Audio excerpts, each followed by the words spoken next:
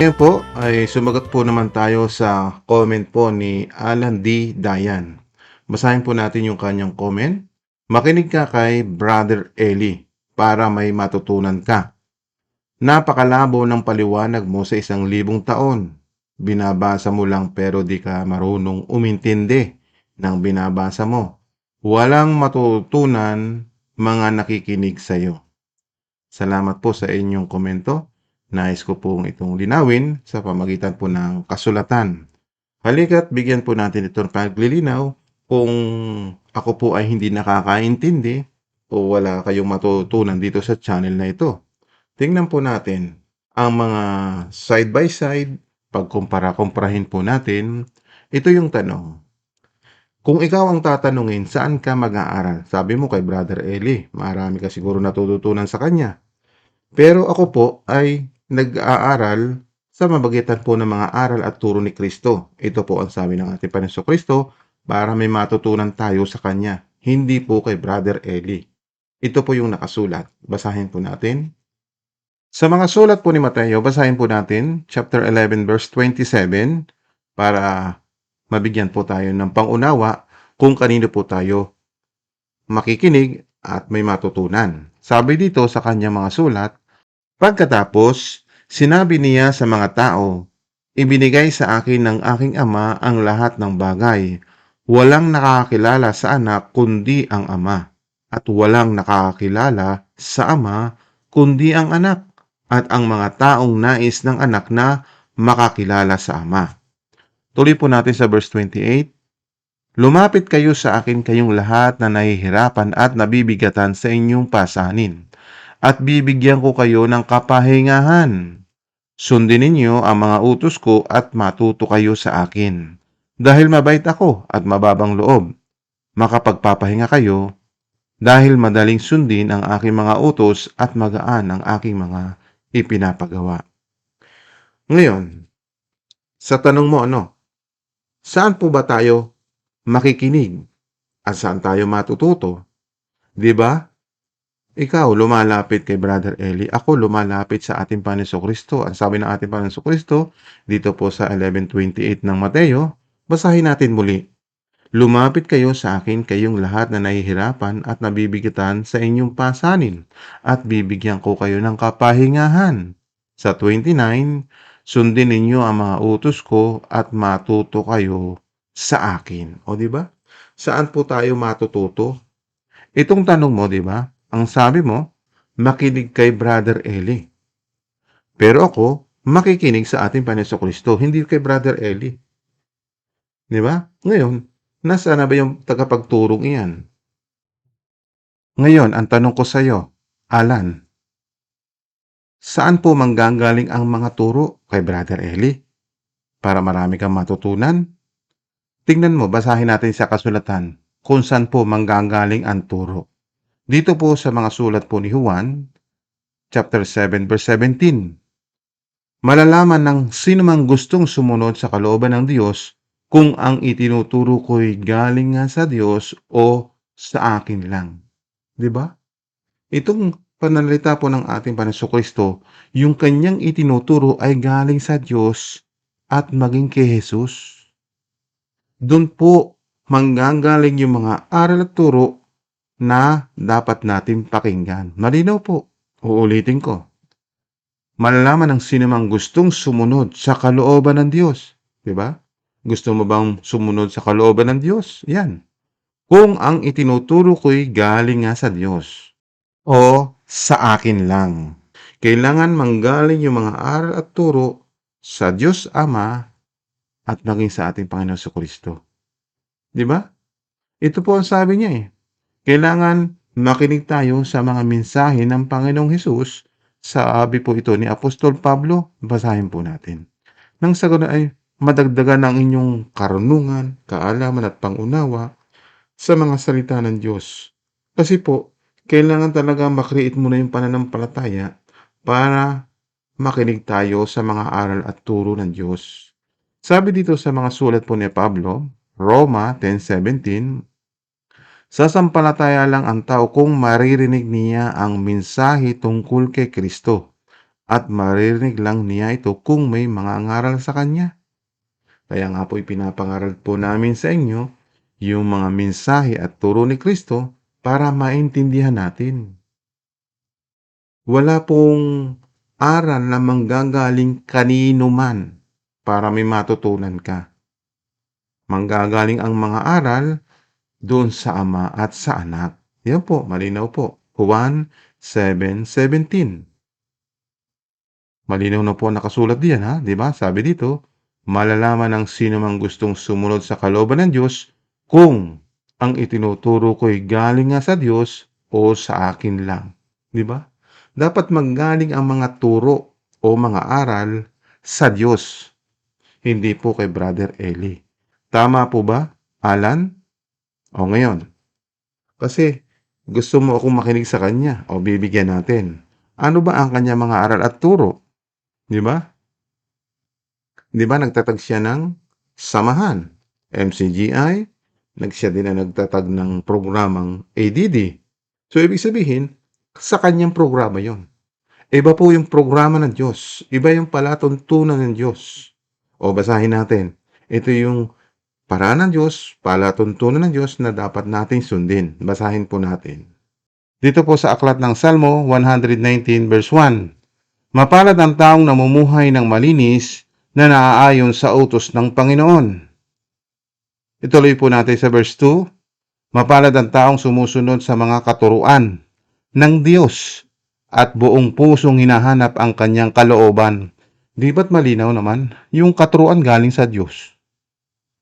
Kung magtuturo si Brother Eli, tingnan natin. Kaya nga po, may mga error po yun eh. May mga palso din pong mga aral din siya. Kaya dapat, ang maituturo laging sa Diyos. Walang sino mang taong pwedeng mag-claim ng mga bagay na ang katuruan ay dapat galing sa Diyos. Tuloy natin sa verse 3. Hindi sila gumagawa ng masama, kundi sumusunod sa mga pamaraan ng Diyos. Alam mo, kaibigang Alan, nakaasa ka kay Brother Eli. Ang gusto ng Diyos, tayo mismo magbasa. Huwag tayong umasa sa ibang tao. Tayo mismo ay tinuturuan ng Diyos na magbasa ng kanyang kasulatan. Basahin natin sa mga propeta. Kay Propeta Isaias, ang sabi po sa mga sulat ni Propeta Isaias 34:16, tingnan ninyo ang aklat ng Panginoon at basahin. O di ba? Iyan ang gusto ng Diyos, natuto tayong magbasa ng aklat ng Panginoon. Huwag mong sabihin sa akin na makinig ako kay Brother Eli para may matutunan ako. No way. Mas maganda po tayo mismo ang tumuklas. Tayo ay magbasa ng kasulatan. Uulitin ko po. Tingnan ninyo ang aklat ng Panginoon at basahin. Wala ni isa man sa mga sinabi ko ang hindi matutupad. Walang mawawala ni isa man sa mga hayop na iyon at wala ni isa man sa mga ito ang walang kapares, sapagkat iyan ang ipinasya ng Panginoon at siya mismo ang magtitipon sa kanila. Kaya nga po itong kasulatan ay iningatan ng Diyos ng mahabang panahon para mabasa natin. Kaya nga matatawag ka pa nga ng Panginoon na mapalad kung nagbabasa ka ng kasulatan. Basahin natin dito naman sa aklat ng Pahayag, chapter 1, verse 3. Anong sabi po dito? Mapalad ang bumabasa at ang mga nakikinig sa sulat na ito kung tinutupad nila ang nakasulat dito. O di ba? Dapat natin nga tuparin na magbasa.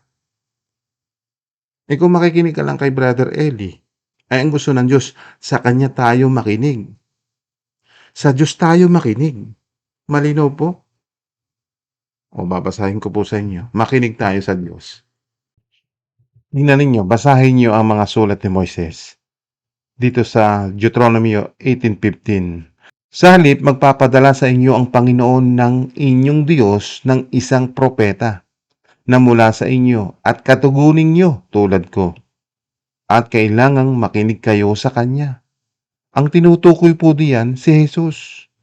Hindi po si Brother Eli kung sino mang sugo na darating ngayon sa mundong ito.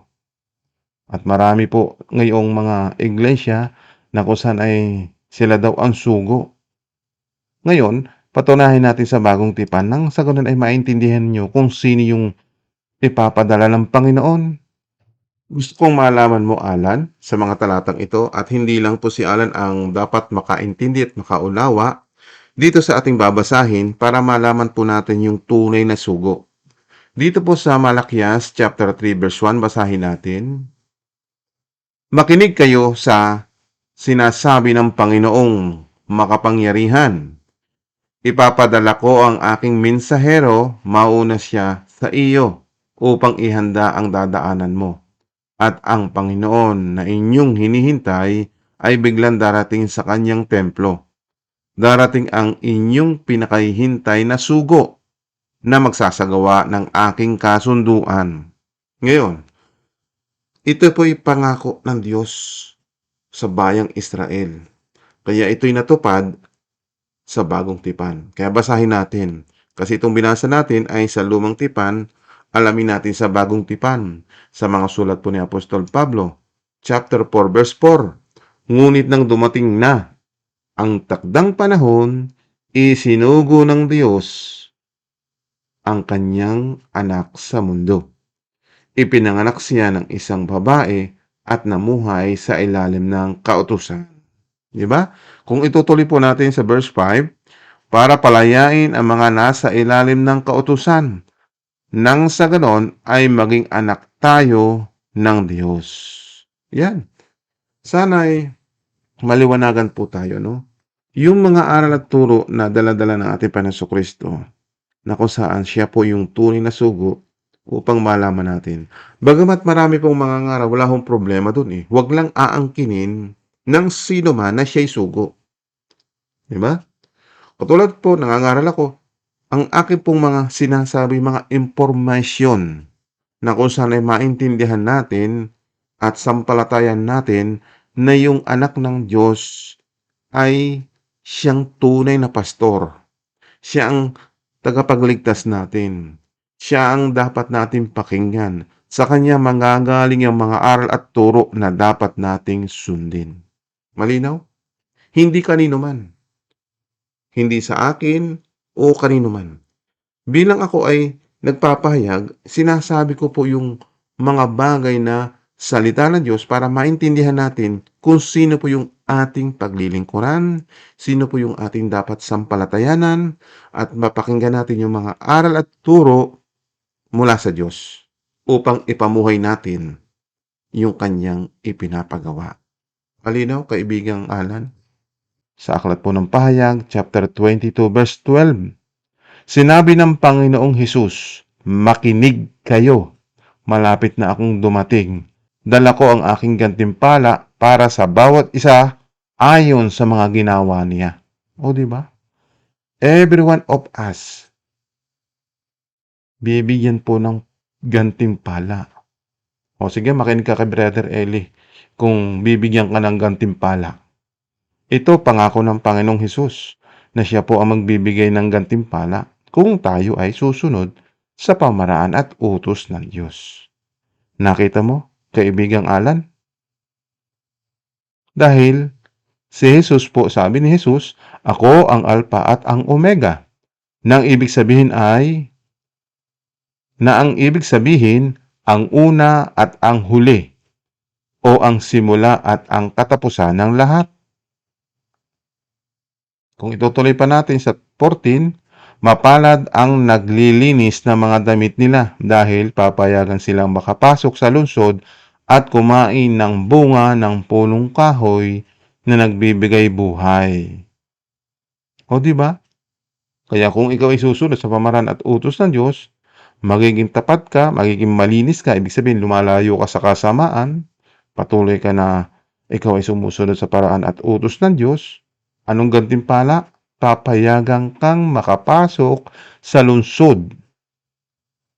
Dahil doon sa lungsod, kakain ng bungang punong kahoy nagbibigay buhay. Ibig sabihin, ipagkakaloob sa iyo yung buhay na walang hanggan. Ang tanong, kung ikaw ay hindi sumusunod sa paraan ng Diyos, ito yung ginagawa mo, tingnan natin yung mga taong ganito ang ginagawa. Pero maiiwan sa labas ang masasamang tao, mga mangkukulam, mga immoral, mga mamatay tao, mga sumasamba sa mga Diyos-Diyusan, at ang lahat ng nabubuhay sa kasinungalingan. Ibig sabihin yung nabubuhay sa kasinungalingan, inaaring Diyos yung isang bagay, hindi nga po pwede. At umaasa ka doon sa iyong mayapat sikat, kilala, ay doon ka umaasa ng mga aral at turo, yung sinasabi mong kay Brother Eli, ay naku po, ay nakakalungkot po yun.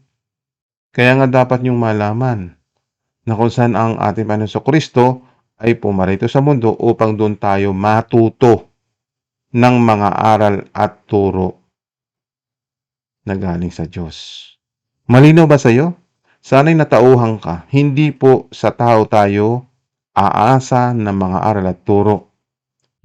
Ngayon, Alan, unawain mo itong talatang ito na isinulat ni Apostol Pablo, unang Korinto, chapter 4, verse 6. Mga kapatid, ginamit kong halimbawa ang aking sarili at si Apolos upang matutunan ninyo ang ibig sabihin ng kasabihang huwag ninyong higitan ang sinasabi ng kasulatan. Kaya huwag ninyong ipagmalaki ang isa at sabihing mas mabuti siya kaysa iba. Di ba? Parang ganyan ang pinapalabas mo na mas mabuti pa yung iyong pinakikinggan sina Brother Eli. Gayon, para maunawaan mo pa, may isang salin dito sa version na ito. Basahin din natin diyan din sa ibang salin. Mga kapatid, ang mga bagay na ito ay aking isinasagawa sa aking sarili at gayon din kay Apolos. Ito ay upang matutunan ninyo mula sa amin na huwag mag-isip ng mataas kaysa nakasulat. Ito ay upang hindi ninyo ipagmalaki ang isang tao laban sa isang tao. O, diba? Ganyan ang sinasabi mo sa aking channel na ako ay kinukumpara mo na mas mabuti pa yung isang tao. Ibig sabihin, mas magaling ba si Brother Eli kay Jesus? Diba? Parang kinukumpara mo sa akin. Sa talatang ito, sinasabi dito, ito ay upang hindi ninyo ipagmalaki ang isang tao laban sa isang tao. Diba? Kaya nga hindi ko pinagmamalaki ang aking sarili kung sino man. Kasi sinusunod ko yung pamamaraan at utos ng Diyos. O bilang ikaw, Alan, bakit mo ipinagmamalaki si Brother Eli? Dapat ang ipagmalaki mo si Jesus. Yung kanyang mga aral at turo sa kanya manggagaling. Ngayon, sa tanong mo, no? Balikan natin yung tanong mo. Sabi mo, dito, ulitin natin. Makinig ka kay Brother Eli para may matutunan ka. Napakalabo ng paliwanag mo sa 1,000 taon. Binabasa mo lang pero di ka marunong umintindi ng binabasa mo. Walang matutunan ang mga nakikinig sa iyo. O ngayon, tatanungin natin yung ating mga sumusubaybay dito sa channel natin. Pakilagay nga po sa comment section kung wala talaga po kayong natutunan sa ating channel. So, ang ilalagay po ninyo, matututo ako sa aral ni Kristo. Yun po ang ilalagay natin sa comment section na kung saan ay maipakita natin kay Alan na hindi po sa tao tayo makikinig. Bagamat nangangaral sila, pakinggan natin kung yung kanilang ipinapangaral nga ay galing kay Jesucristo. Pero para ipagmalaki natin ang isang tao, hindi po. Sa Diyos po ang kapurihan. Tingnan natin kung ilan yung matututo na nakinig sa channel na ito. Kaya, Alan, alamin natin, pag na-upload ko na itong video ito, kanino po tayo makikinig? Hindi po sa mga tao. Sa mga pamaraan ng tao, hindi po. Kundi sa paraan ng Diyos. Yung po ay dapat natin panghawakan yung mga aral at turo na manggagaling sa ating Panginoong Diyos Ama at maging sa ating Panginoong Hesukristo. Sana ay meron po kayong naintindihan at naunawaan at nagbigay po tayo ng paglilinaw ng kung saan ay huwag tayong magmalaki. Huwag nating ipagmalaki yung sino mang tao. Dahil tayong lahat ay tatanggap ng mga aral at turo at iyon po ang ating pangahawakan at ipamumuhay. Bilang kung saan po ay nangangaral, kung sino man, ano ho, doon natin makikita kung sino yung nagmamalaki, nagyayabang, at yung mga aral ay hindi galing kay Jesus. Yun po yung mga taong sinungaling. Hindi nila sinasabi yung katotohanan na ang mga aral ay nanggaling sa Ama at nanggaling sa ating Panginoon Kristo. Sana tayo ay nagkaintindihan, kaibigang Alan. So hindi kita binigyan ng sama ng loob, kundi ito'y binigyan lang natin ng paglilinaw sapagkat nagbigay ka ng comment para hindi mo gawin ito sa ibang mga mangangaral, ano, kung sino man tao. At kaya nga dapat bilang tayo na nakikinig, mapanuri tayo. Bigyan po natin ng tamang pananaw yung mga nakikinig. Dapat yung mga nakikinig ay nakikinig sa mga salita ng Diyos. Hanggang sa muli po ng ating pag-aaral, muli natin ibalik ang papurihan sa Diyos Ama at maging sa ating Panginoon Kristo. Hanggang sa muli po ng ating pag-aaral. To God be the glory. Amen.